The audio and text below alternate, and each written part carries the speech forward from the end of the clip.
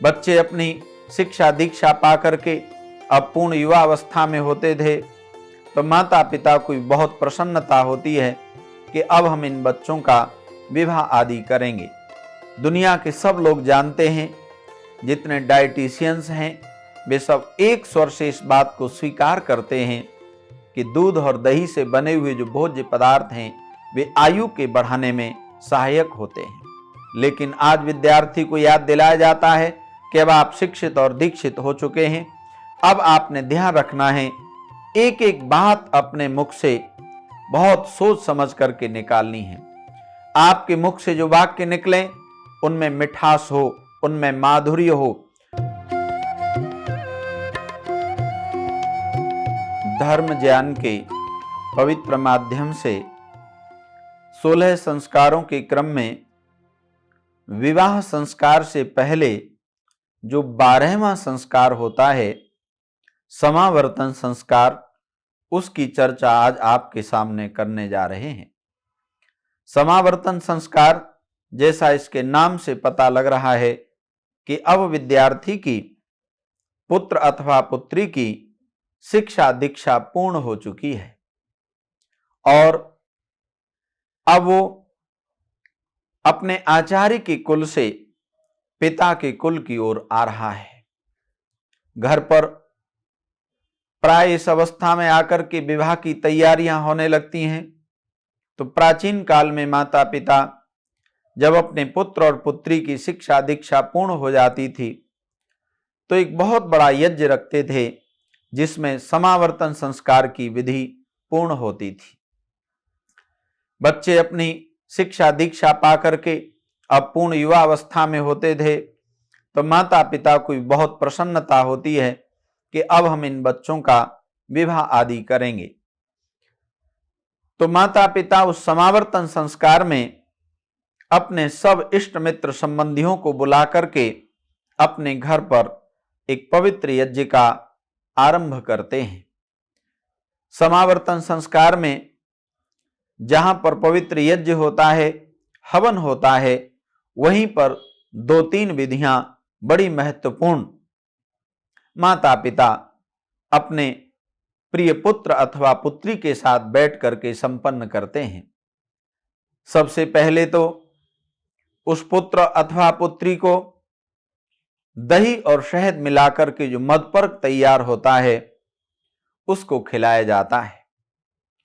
ये दही और शहद दुनिया के सब लोग जानते हैं, जितने डाइटिशियंस हैं वे सब एक स्वर से इस बात को स्वीकार करते हैं कि दूध और दही से बने हुए जो भोज्य पदार्थ हैं वे आयु के बढ़ाने में सहायक होते हैं। लेकिन आज विद्यार्थी को माता पिता के पवित्र घर में आकर के दही और शहद खिलाना, मधुपर्क खिलाना एक विशेष बात का द्योतक होता है, एक विशेष बात का सूचक होता है। विद्यार्थी से ये आशा की जाती है कि अब आप शिक्षित और दीक्षित हो चुके हैं। जब पढ़ने गए थे उस समय आपकी शिक्षा नहीं हुई थी, इसलिए आपके मुख से यदि कोई गलत शब्द भी निकल जाता था तो उसको माता पिता से लेकर के पूरा परिवार उस पर विशेष ध्यान नहीं देता था और एक प्रकार से आपको और आगे बढ़ने के लिए नई नई बात बता करके, नई शिक्षा दे करके आगे आगे बढ़ाने की कोशिश करते थे। लेकिन आज विद्यार्थी को याद दिलाया जाता है कि अब आप शिक्षित और दीक्षित हो चुके हैं। अब आपने ध्यान रखना है, एक एक बात अपने मुख से बहुत सोच समझ करके निकालनी है। आपके मुख से जो वाक्य निकले उनमें मिठास हो, उनमें माधुर्य हो।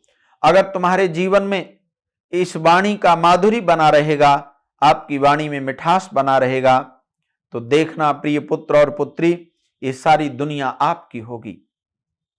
और यदि आपकी वाणी खराब हो गई, वाणी में कड़वाहट आ गई, तो फिर सारी दुनिया न तो आपको अच्छी लगेगी, न दुनिया के लोग आपको प्यार करेंगे। इसलिए समावर्तन संस्कार वाले दिन सबसे पहले मधुपर्क कराया जाता है। और यहां पर एक बहुत महत्वपूर्ण विधि होती है। स्वामी दयानंद सरस्वती महाराज ने उस जमाने में लिखा कि 8 घड़े सुगंधित जल से स्नान कराना चाहिए। ये नहीं कि पूरा परिवार जहां पर स्नान करके आता है वहीं पर उस विद्यार्थी को भी, जिसके विवाह की तैयारियां होने वाली हैं घर में, उसको भी स्नान के लिए भेज दिया। नहीं, उसके लिए तो विशेष सुगंधित जल का विधान किया गया है।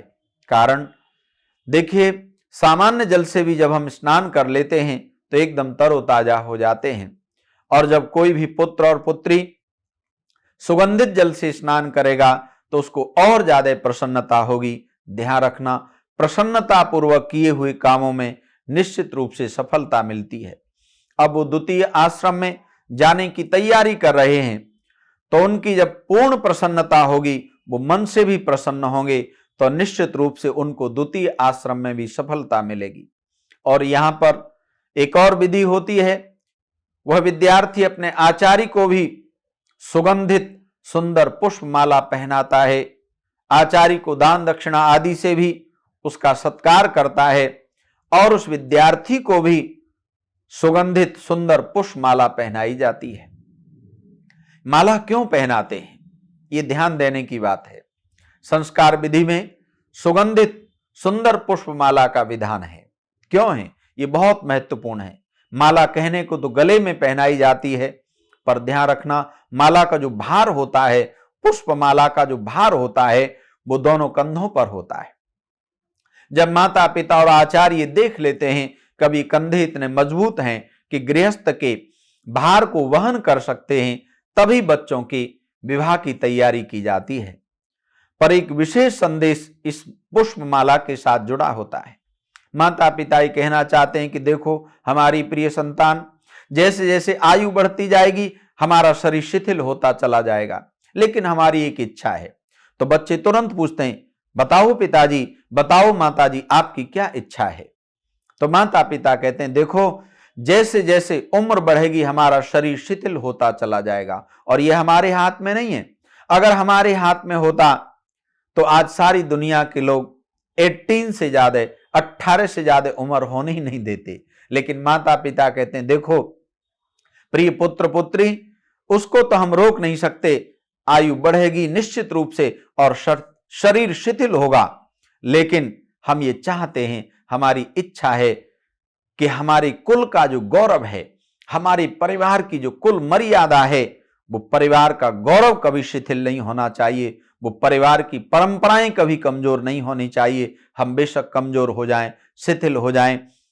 और आज आपके गले में पड़ी हुई ये सुंदर माला ये संदेश देना चाहती है कि आप अपने कुल के गौरव को कभी कमजोर मत होने देना, अपने कुल की मर्यादा को कभी कमजोर मत होने देना। इसलिए समावर्तन संस्कार वाले दिन सुगंधित सुंदर पुष्पमाला पहनाने का विधान है। और एक और बड़ी महत्वपूर्ण विधि होती है, आंख में अंजन लगवाया जाता है, काजल लगाया जाता है। ये काजल लगाने से सुंदरता कई गुना बढ़ जाती है। आप अनुभव भी करते होंगे, एक तो सामान्य ऐसे ही फोटो खिंचवा लीजिए और एक जरा काजल वगैरह लगा के सुंदर सा फोटो खिंचवाएं, दोनों फोटो में बहुत अंतर आएगा। अब चूंकि बच्चों की विवाह की तैयारी हो रही है, तो आप जानते हैं बच्चे सुंदर दिखने चाहिए कि नहीं, इसलिए आंख में काजल लगाने की परंपरा समावर्तन संस्कार की बहुत महत्वपूर्ण विधि है। माता और सज्जनों, आज ये विधियां होती तो हैं, लेकिन इनका बड़ा दुरुपयोग हो रहा है। मैंने तो ये अनुभव किया कि काजल लगाने की विधि को विवाह संस्कार में कराया जाता है, जबकि समावर्तन संस्कार की विधि है। और विवाह में भी कब कराते हैं, जब बिल्कुल वर महोदय बारात ले जाने के लिए तैयार होते हैं, दूल्हे का घोड़ी पर बैठने का नंबर आता है, उसी समय लोगों को याद आती है, अरे काजल लगवाने के लिए भाभी जी को बुलवाइए। अब भाभी जी मिलती नहीं, क्योंकि ब्यूटी पार्लर वाला भाभी जी को छोड़ नहीं रहा। बड़ी देर में बड़े इंतजार के बाद भाभी जी आती हैं। आई तो थी काजल लगाने, बस काजल ही नहीं लगाती, आंख के पास में हाथ रखा और फोटो खिंचवा करके चली जाती हैं। माता और सज्जनों, समावर्तन संस्कार की ये बहुत महत्वपूर्ण विधि होती थी, जहां पर बच्चों को पहले से ही तैयार किया जाता था। इसलिए माता और सज्जनों, अगर आज हमारे समाज में पुनः इन संस्कारों की परंपरा आरंभ हो जाएगी, तो हमारे कुल में, हमारे घर में निश्चित रूप से सुख भी बढ़ जाएंगे। समावर्तन संस्कार में ही जो मेखला और दंड, जो करधनी और दंड विद्यार्थी ने धारण किया था वेदारंभ के समय, जब उसके पढ़ाई लिखाई का समय आरंभ हुआ था, आज उस मेखला को और दंड को वो वहां पर छोड़ता है, त्यागता है। अर्थात अब वो समझदार हो गया है। अब वो ये जानता है कि मेरे माता पिता और आचार्य बेशक मेरे साथ न रहें, लेकिन अब तो मैंने स्वयं अपने हाथ से दंड को धारण किया है। यानी अब मुझे वो ईश्वर का आभास हर जगह रहेगा। अब मैं कोई गलत काम, कोई पाप नहीं करूंगा, चाहे मेरे माता पिता वहां पर उपस्थित हैं या नहीं है, मेरे गुरु वहां पर, मेरे टीचर वहां पर उपस्थित हैं या नहीं है। अब मैंने स्वयं ये समझ लिया है कि हर एक पाप का फल दुख होता है, इसलिए मैं अपने जीवन में अब कभी उल्टे कामों में हिस्सा नहीं लूंगा। ये समावर्तन संस्कार की बहुत महत्वपूर्ण विधियां होती हैं। आज हमारे परिवारों में इन संस्कारों के चलन की बहुत आवश्यकता है। बहुत बहुत धन्यवाद।